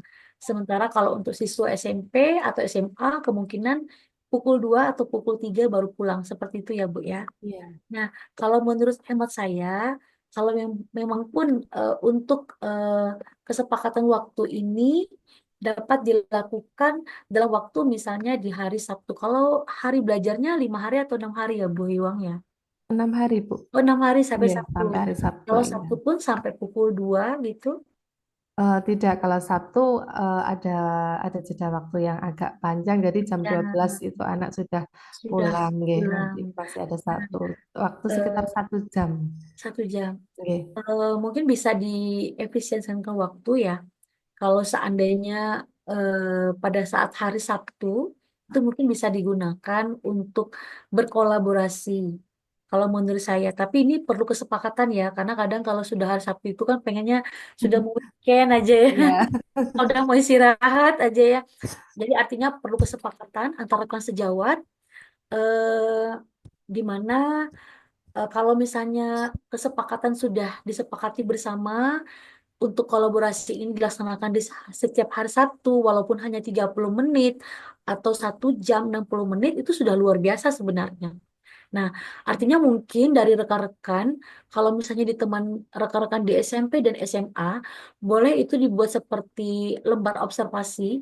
Misalnya seperti ini, teman-teman buat seperti agenda, dalam 1 minggu, kalau punya kendala dalam pelaksanaan pembelajaran, itu boleh dicatat dahulu. Kemudian pada saat pertemuan di kolaborasi, boleh nih eh, disampaikan pada saat kolaborasi tersebut, catatan tersebut. Nah, dapatlah diselesaikan bersama dengan rekan sejawat, dimanfaatkan waktu yang sudah dikomunikasikan tadi. Nah, karena apa? Kalau misalnya diagendakan setiap hari, mungkin rekan-rekan yang SMP dan SMA waktunya sangat dangkal sekali. Kalau sudah sore, artinya sudah tidak efektif lagi untuk melakukan kolaborasi seperti itu ya, Bu Hiwang ya. Iya, betul, Nah, Bu. mungkin kalau menurut hemat saya, kalaupun memang ini akan diagendakan di setiap sekolah, boleh menggunakan lembar observasi atau catatan agenda sendiri atau catatan harian sekiranya dalam pelaksanaan pembelajaran, jika ada kendala, boleh nih dicatat. Nah, pada saat kolaborasi, kita sampaikan nih dengan teman-teman satu tim. Nah, kita sampaikan, kita minta solusi bersama sekiranya apa nih solusi yang dapat diselesaikan untuk permasalahan yang kita hadapi. Kalau menurut saya demikian. Baik, baik, terima kasih, Bu. Berarti ada catatan harian, ya, ada Iya, catatan harian yang nanti bisa disampaikan ketika ada satu waktu yang sudah disepakati untuk bisa berkolaborasi bersama. iya. Nggih, terima kasih Ibu atas eh, pencerahannya. Kemudian tadi saya mau menanyakan Ibu dari saya ini. Siap. eh, Sebenarnya tadi pertanyaan-pertanyaan dari yang sudah disampaikan Bu Elna, Bu Rini, Bu Sisil itu sebenarnya sudah mewakili. Tapi saya ingin ketika untuk kalau ini tadi kan ini melenceng agak melenceng dari tema ya Bu ya Bu. Iya, iya, Mohon maaf untuk pembelajaran bermutu itu kan yang disampaikan di dalam ruang kelas nih. Nah, iya. yang ingin saya tanyakan ketika ada tidak di luar kelas tetapi untuk ada program sekolah. Nah, ada program sekolah atau kegiatan sekolah, bagaimana caranya kita itu bisa tadi meningkatkan kolaborasi antar guru. Jadi kayak ada yang enggan untuk berkolaborasi. Jadi kalau ada yang sudah istilahnya untuk anak ya, untuk kegiatan anak-anak. Kalau ada yang sudah menghandle anak itu terus tidak ikut berkolaborasi, tidak ikut berkecimpung di situ, tapi malah ditinggal pergi. Nah, bagaimana caranya untuk bisa eh, mengatasi keadaan itu, Bu? Mohon untuk bantuan untuk pencerahannya. Terima kasih. Baik, Bu Hiwang. Terima kasih luar biasa ya. Nah, artinya tadi pertanyaannya sama dengan Ibu Rini ya, kalau tidak salah ya. Ibu Rini, nggih, ada dan Bu Elna juga Bu Elna juga pertanyaannya ya. seperti Jadi itu, nggih. kesepakatan masih tentang kesepakatan waktunya ya, Bu Hiwang ya. Kalau Bu Elna tadi bagaimana untuk apa namanya enggan bagi orang-orang yang enggan untuk Kolaborasi. berkolaborasi, Iya, nggih. baik. Mohon izin, Mbak Hewang, saya coba berbagi ya. Kalau terkait dengan rekan-rekan yang enggan berkolaborasi tadi, yang pertama mungkin kita bisa lakukan dengan cara pendekatan. Nah, kira-kira dengan pendekatan ini kita coba cari, tanyakan kira-kira hambatan atau kendala yang membuat beliau enggan untuk berkolaborasi itu seperti apa. Dan kemudian kita tanyakan nih, sekiranya kalau memang ada sesuatu hal yang membuat beliau enggan untuk berkolaborasi, mungkin dapat kita eh, selesaikan dulu keengganan tersebut. Nah, yang kedua, kita coba berikan ruang kepada beliau untuk memberikan suatu praktik baik yang beliau ada dulu, yang beliau mampu aja dulu. Nah, kemudian yang ketiga, kalaupun dengan cara yang pertama masih tertutup atau mungkin enggan untuk menyampaikan kepada kita apa kendala yang membuat beliau untuk enggan berkolaborasi. Kemudian yang kedua, dengan cara kedua, beliau diberi kesempatan untuk menjadi fasilitator atau motivator dalam sebuah kegiatan, misalnya seperti hari belajar guru atau komunitas, masih juga belum enggan, kita coba cari cara yang lain. Misalnya, eh, di dalam sebuah sekolah kita coba ajak rekan kita tersebut untuk sama-sama belajar, mungkin bukan di lingkungan sekolah, kita ajak di luar misalnya ya. Mungkin nih kalau mungkin di lingkungan sekolah dia merasa enggan untuk berdiskusi dengan kita, kita coba ajak santai, tapi di situ judulnya bukan yuk kita kolaborasi yuk di kafe ini yuk, kayaknya kan formal sekali ya Bu Ruang ya. Kita coba yuk kita santai dulu yuk duduk di sini. Nah, coba kita pancing pada saat pertemuan tersebut, kita ajak, kita pancing, kita coba. Dan sekiranya dari situ kita ajak, gimana nih kalau misalnya sudah panjang cerita, coba kita berangkat yuk, atau besok ada MGMP nih, kira-kira eh, mau berangkat nggak? Misalnya, oh nggak mau males enggan misalnya capek atau ini, kenapa? Mungkin gitu ya. Eh, apakah misalnya tidak butuh nih, misalnya seperti itu ke materi ini, bukan nggak butuh, mungkin karena waktunya harus jemput anak atau mungkin saya sudah tahu sih materi itu misalnya ya. Oh iya, kalau memang sudah tahu boleh nggak sih berbagi dengan saya, dipancing gitu seperti itu. Kadang teman-teman yang enggan seperti itu kan kembali lagi tadi ke waktu ya. Ke waktu tadi mungkin dia lebih mementingkan misalnya keluarga atau mungkin sudah bisa atau sudah paham dengan materi tersebut. Artinya dia, oh enggak lah mau hadir untuk apa, seperti itu kan. Nah kalau menurut saya sih yang lebih tepatnya yang pertama lakukan pendekatan. Dengan pendekatan mungkin eh, kita bisa tahu apa yang menjadi kendala rekan kita tersebut. Kemudian yang kedua, kalau memang kita punya suatu kegiatan atau program di mana misalnya seperti yang saya lakukan di sekolah itu kami secara bergantian menjadi narasumber atau fasilitator. Terserah itu teman-teman mau berbagi praktik baik apa itu saya kembalikan kepada teman-teman. Saya coba waktunya itu saya kembalikan kepada teman-teman. Mau 15 menit, mau 20 menit, itu saya beri ruang.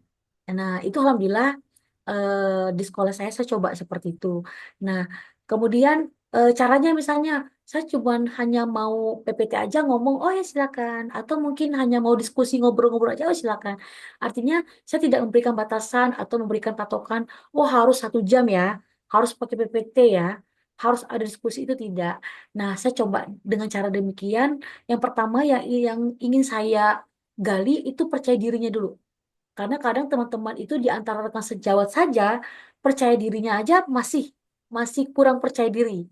Nah, akhirnya saya coba ini eh, dengan momen Hari Belajar Guru ini saya coba dengan cara demikian. Alhamdulillah teman-teman mulai membuka diri dan percaya diri seperti itu Mbak Hiwa. Baik, terima kasih Bu. Nanti insya Allah bisa dicoba resepnya. Amin. Oke. Baik Bu, kita lanjutkan dulu. Ini masih ada lanjutan pertanyaan dari Bu Sisil nih, Baik. yang sering menjadi kendala itu guru-guru juga punya tugas sampiran yang sangat menyita waktu, pikiran, dan tenaga. Jadi setelah mengajar, masing-masing sibuk dengan tugas sampirannya, apalagi ketika sudah ada jadwal berbagai lomba. Mereka juga sibuk melatih murid dan sibuk untuk mempersiapkan kegiatan program sekolah. Ya, baik Ibu Sisilia ini luar biasa ya. Artinya permasalahan ini memang mungkin menjadi suatu kendala juga ya untuk kita melakukan kolaborasi di sekolah. Nah, artinya begini ya Bu Sisilia, kalau memang kendalanya seperti itu, mungkin kita bisa jadwalkannya tidak rutin setiap minggu. Bisa mungkin 1 bulan sekali pada saat kita mengadakan rapat di sekolah, diselipkanlah tadi kolaborasi tersebut. Nah, artinya di sini teman-teman itu tidak tidak apa ya, tidak merasa eh, suatu kolaborasi ini menjadi suatu beban buat mereka.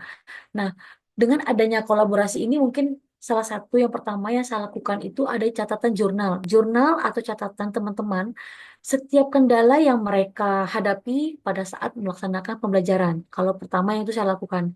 Nah, untuk jurnal atau catatan itu mungkin dapat kita lakukan misalnya antara rekan sejawat berdua dulu. Kalau memang tidak ada waktu seperti itu ya. Nah, kita lihat kendala yang didapatkan oleh teman-teman pada saat melaksanakan pelajaran dari jurnal tersebut. Kalau menurut saya kalau memang tidak bisa diagendakan setiap minggu, itu bisa diagendakan setiap bulan. Karena betul yang disampaikan oleh Ibu Sisilia, bahwa teman-teman itu juga kita berikan tanggung jawab ya. Misalnya seperti eh, melatih anak-anak untuk mengikuti lomba, kemudian membimbing anak-anak yang perlu bimbingan seperti itu memang sangat menyita waktu. Artinya untuk melakukan kolaborasi itu waktunya sangat dangkal sekali. Betul Ibu, sangat betul. Nah, artinya di sini kita coba memberikan atau kita coba jadwalkan cukup dengan waktu 1 bulan sekali. Artinya misalnya pada saat eh, rapat sekolah itu kita selipkan kegiatan untuk kolaborasi antar rekan sejawat. Cukup misalnya 30 menit saja. Artinya antar mereka itu ada waktu untuk bersama-sama menguatkan eh, misalnya di kegiatan MA, misalnya di jenjang SMP atau SMA. Nah, kalau SMP SMA itu kan artinya per mata pelajaran seperti itu ya, Bu Hewang ya. Nah, mereka itu dikelompokkan untuk sama-sama berkolaborasi setelah kita mengadakan pertemuan. Kalaupun memang tidak bisa dilaksanakan dalam waktu 1 minggu sekali, karena memang betul untuk menyatukan atau eh, menyamakan persepsi waktu ini yang sangat sulit kalau waktu di sekolah. Karena kalau sudah di sekolah itu memang kita sudah punya program di rumah. Oh ya, hari ini saya mau ngajar, hari ini saya mau melakukan ini nih. Tapi kalau misalnya kita udah ada waktu untuk harus berkolaborasi lagi, akhirnya kita harus kejar-kejaran waktu tadi. Seperti itu ya, Bu Iwang ya. Mungkin Iya. menurut saya demikian. Terima kasih. Baik, terima kasih Bu Usi untuk jawaban atas pertanyaannya yang disampaikan oleh Bu Sisil. Baik Bu Usi, ini waktu sudah menunjukkan pukul 21 lebih 7 menit tidak terasa. Alhamdulillah diskusi ini berjalan dengan sangat hangat jadi sampai lupa waktu. Oh, ini ada pesan dari Bu Rini. Ya, Saling interaksi, ya unggul serta inspiratif, yakin untuk luar selalu biasa. ikhlas. Ini luar biasa sekali akronim dari Bu Rini. Iya, Eh, betul, betul, betul. Terima kasih, Bu. sangat menginspirasi kita ya. Baik, Bu Usi, telah sampai pada penghujung waktu. Kalau tidak ada pertanyaan lagi dari Bapak Ibu, nggih, kita banyak sekali. Oh, dari Bu Hilda. Ini mohon maaf satu lagi nggih, Bu. Ya, Baik. Akhir-akhir ini sering dijumpai tantangan budaya profesional yang cukup dalam. Ketika guru memilih bekerja sendiri bukan karena minder, tetapi karena merasa lebih unggul, eksklusif, iya. dan enggan berbagi demi menjaga posisi atau keunggulan pribadi. Tentunya masalah ini tidak bisa diselesaikan hanya dengan pelatihan atau ajakan biasa. Menurut Ibu, bagaimana cara yang tepat untuk mengubah mindset dari saya yang paling tahu menjadi kita berkembang bersama? Monggo Bu Usi. Izin saya baca sekali lagi ya. Ini saya menjumpai tentang budaya profesional yang cukup dalam. Ketika guru memilih bekerja sendiri, bukan karena minder, tapi karena merasa lebih unggul. Ya benar Ibu, eksklusif dan enggan berbagi demi menjaga posisi atau keunggulan pribadi. Ya, ini memang ada di antaranya, betul kata Ibu. Ibu, izin. Bu Hilda. Bu Hilda, salam kenal Bu Hilda. Nah, kemudian tentunya masalah ini tidak bisa diselesaikan hanya dengan pelatihan atau ajakan biasa. Nah, betul Ibu. Nah, memang Ibu betul ada di antaranya memang enggan berbagi tadi karena beliau merasa unggul, lebih eksklusif dan enggan berbagi itu karena apa? Menjaga posisinya. Nah, di sini kalau saya bisa memberikan penjelasan terkait apa yang Ibu sampaikan, bagaimana nih cara mengubah mindset dari saya yang paling tahu menjadi kita berkembang bersama. Nah, izin Ibu, Ibu Hilga, mohon maaf, terkait yang disampaikan oleh Ibu Hilga ini bagaimana nih caranya yang tepat untuk mengubah mindset tadi. Nah, kalau misalnya kalau saya boleh memberikan saran, seandainya memang pun eh, kita kita sudah tahu atau mungkin kita sudah mendapatkan informasi lebih dahulu, tidak tidak ba- tidak salahnya kita saling berbagi dengan rekan sejawat.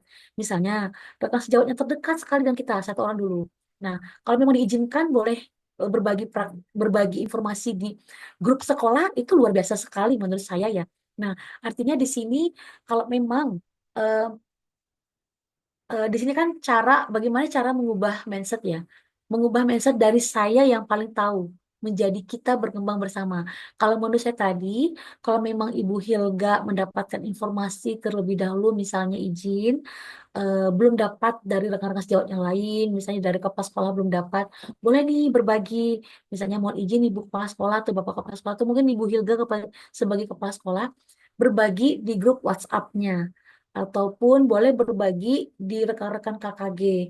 Nah, kalaupun memang diberikan kesempatan, boleh meminta ruang kepada rekan-rekan panitia untuk kita diberikan ruang berbagi terkait informasi yang kita dapatkan seperti itu, Ibu. Nah, untuk mengubah mindset ini mungkin dikembalikan kepada individu masing-masing. Karena apa? Kadang ada orang itu yang sudah tahu, pengennya tahu sendiri, seperti itu ya. Tapi ada juga orang yang bisa diajak berkomunikasi, misalnya oh iya, misalnya Bapak atau Ibu sudah tahu lebih dulu nih, bolehlah berbagi dengan saya. Nah, kadang ada juga rekan-rekan sejawat itu yang kadang, oh iya nanti saya berbagi ya, tapi nanti ya, nantinya itu panjang sekali gitu kan. Nanti ya, nanti ya, ujungnya, jangan-jangan udah mau berbagi nih, lupa, ujungnya endingnya lupa. Ada juga yang seperti itu, karena apa? Mungkin satu, ngapain saya berbagi dengan dia? Saya yang dapat, biar aja saya tahu sendiri. Ada juga seperti itu, tapi tidak semuanya ya, Bapak dan Ibu ya. Nah, artinya di sini untuk mengubah ini ya dikembalikan kepada individu itu sendiri ya. Kalaupun memang beliau sudah mendapatkan informasi dan ingin berbagi, nah itu alhamdulillah sudah luar biasa. Tetapi kalaupun memang beliau tidak enggan, maksudnya enggan untuk berbagi, itu memang kadang susah ya untuk mengubah mindset orang tersebut karena apa ya tadi itu yang disampaikan oleh Ibu Hilga. Karena tadi merasa unggul, merasa lebih tahu, lebih eksklusif karena apa tadi untuk menjaga keunggulan pribadi seperti itu. Nah, kalau menurut saya mengubah mindsetnya tadi artinya kita lakukan pendekatan nih dengan beliau. Artinya kita merasa, ih dirimu hebat ya, dirimu luar biasa ya. Boleh dong berbagi dengan saya seperti itu. Artinya kita berikan reward tadi kepada teman kita dengan sedikit kebanggaan kepada beliau bahwa beliau itu luar biasa gitu. Kita belum dapat informasi, beliau sudah dapat informasi. Artinya kita memang benar-benar butuh. Artinya kita dengan beliau itu bahwa beliau itu luar biasa seperti itu. Kalau menurut saya seperti itu, Mbak Hiwang. Izin. Baik, terima kasih Bu Usi untuk pertanyaan dari Bu Hilga ya. Semoga bisa diterapkan dan bisa menjadi solusi. Kemudian ini satu lagi, bagaimana mengatasi gap di antara guru-guru atau circle, kalau bahasanya Ya, sekarang itu benar. circle-circlean ya. Iya, Circle-circle yang ada pada guru gitu. Jadi tidak hanya siswa, ternyata guru juga ada ada. circle-nya. Nggih. Iya, Itu kayak bagaimana? geng gitu ya, Mbak Hewang ya. Iya betul Ada Bu. geng. Kalau di sekolah besar Betul. terjadi, mungkin itu akan mungkin terjadi ya kalau di sekolah Ya, besar di tingkat betul. SMA. Tapi nyatanya di sekolah kecil pun Ada. circle-nya ada circle bapak-bapak dan circle ibu-ibu yang eh, apa namanya? Kadang-kadang susah sekali Bu untuk berkolaborasi. Nah, itu bagaimana Bu menurut Bu Ya, Usi? mohon izin Mbak Hewang, mungkin dikembalikan kepada eh, Kepala Satuan Pendidikan ya. Bagaimana untuk mengkondisikan situasi seperti itu agar tidak terpecah atau misalnya ada gap atau circle lah tadi ya. Nah, karena apa? Kalau sudah terjadi demikian, itu akan sulit buat kita untuk melebur kembali. Nah, artinya kalau seperti ini, memang perlu perlu adanya suatu kebersamaan. Nah, kebersamaan ini tidak mesti di sekolah, boleh kita lakukan di luar. Nah, kemudian tetap kita rangkul. Misalnya terlihat ada celah, kita rangkul kembali, seperti itu. Nah, artinya dikembalikan bagaimana nih kita bisa mengkondisikan sebuah komunitas tersebut agar tidak terpecah. Lakukan sering-sering pendekatan, lakukan sering-sering kebersamaan, yang artinya kebersamaan itu bukan hanya suatu misalnya rapat atau apa atau hari belajar guru itu bukan, tapi ada kan suatu diskusi kecil misalnya, oh ya Bapak dan Ibu, ayo kita kumpul dulu yuk di sini. Nah, jangan sampai diberikan ruang mereka itu untuk melakukan suatu perkumpulan atau circle itu tadi ya. Kalau menurut saya, artinya dari Kepala Satuan Pendidikan bagaimana bisa membaca situasi agar tidak terpecah dalam suatu komunitas tersebut. Kalau menurut saya demikian. Oke, baik, terima kasih Bu. Eh, ini jadi PR buat kita semua ya, jangan Ya, jangan jangan sampai kita yang malah ikut terkotak-kotak tadi ya, iya, terlingkar-lingkar, circle terlingkar-lingkar, gitu, iya terlingkar-lingkar, terkotak-kotak. benar-benar. Oke, baik, semoga yang tadi bukan kolaborasi baik dari Bu Rini itu segera bisa melebur. Semoga bisa apa namanya, circle-circle-nya tidak circle-circle kecil, tetapi semua jadi circle yang besar untuk kemajuan di satuan pendidikan kita semua. Baik, terima kasih Bu Usi atas materinya yang luar biasa hari ini, malam ini. Tidak terasa sampai jam 9 lebih 1/4 ini.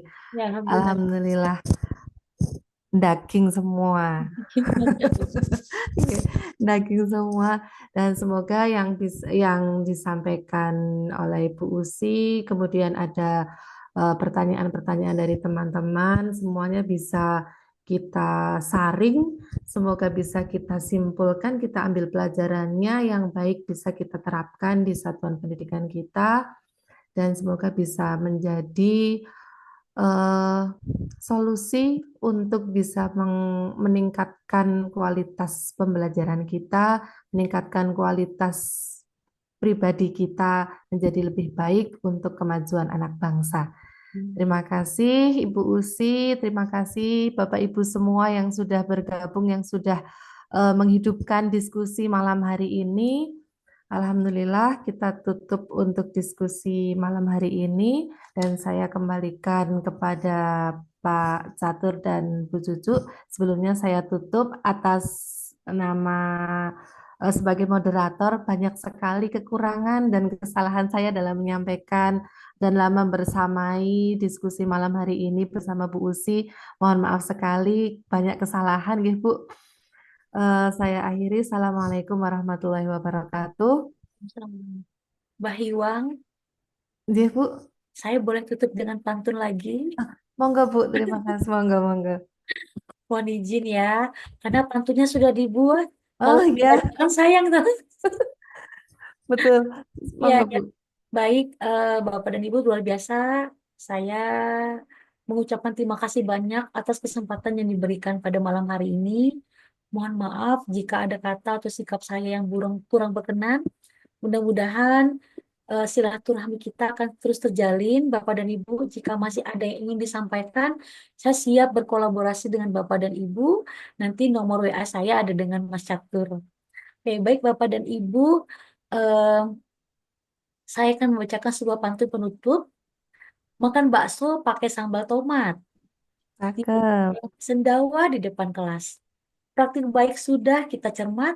Mudah-mudahan pulang nggak tambah lemes. Oke. Jadi, Oke. terima kasih. Bila taufik hidayah. Wassalamualaikum warahmatullahi wabarakatuh. Waalaikumsalam warahmatullahi wabarakatuh. Terima kasih sekali pantunnya cakep sekali Bu Usi. Baik, terima kasih dari